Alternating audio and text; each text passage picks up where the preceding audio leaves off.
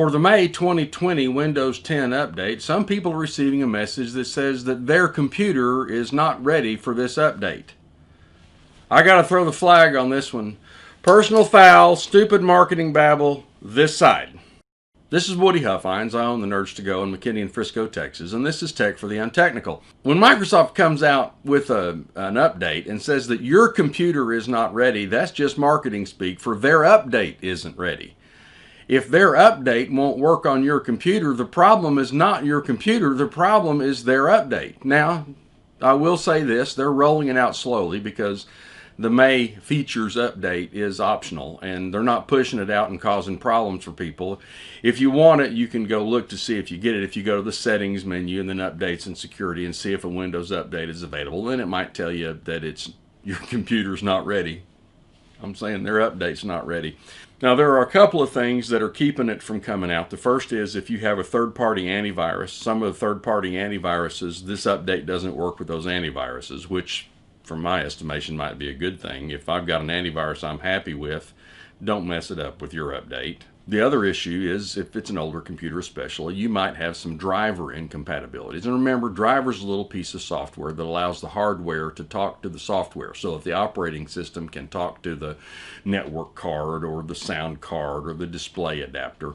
And we talked a little bit about some of the incompatibilities that people are finding, but there are others that are popping up. So if Windows says that your computer's not ready, they haven't fixed the driver problems that they're having. So along with the security that your third-party antivirus may be providing for you, there's another little piece of wisdom that people are talking about. If you really want the update, you can get it.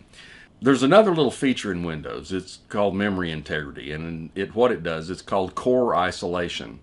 And Windows says that if you turn on core isolation, what it does is it protects core memory from bad guys inserting malicious code in those areas. There's a thing called address randomization, where the computer puts bits and pieces of the operating system in random places in the memory, so the bad guys don't know where to go find things. It's like if your house, if everybody was required to save their extra cash in the top drawer of their nightstand on the left-hand side of the bed, then any bad guy that broke into any house would know to go to the top drawer of the left-hand on the left-hand side of the bed. So the memory operating systems kind of move the memory core installation of the kernel around so that it's not easy to find. And core isolation is part of that process that keeps you from having memory in a place that the bad guys can go inject code into it. And it's called core isolation or memory integrity. Here's the good news. If you really want this update, if you go turn that off, it'll work. You got an update that doesn't work with antiviruses, and you got an update where I have to turn off core integrity, memory isolation to get it to install. I don't think it's my computer that's not ready. It's an optional update.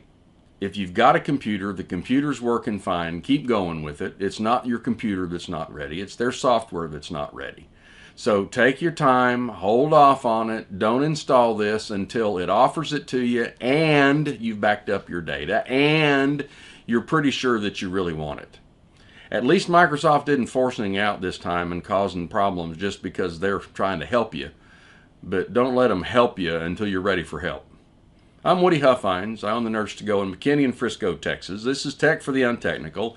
Hit the subscribe button below, mash the notification bell, give me a thumbs up, and in the comments leave an opportunity for Microsoft to learn about how helping people before has been a little challenging. We'll see you soon.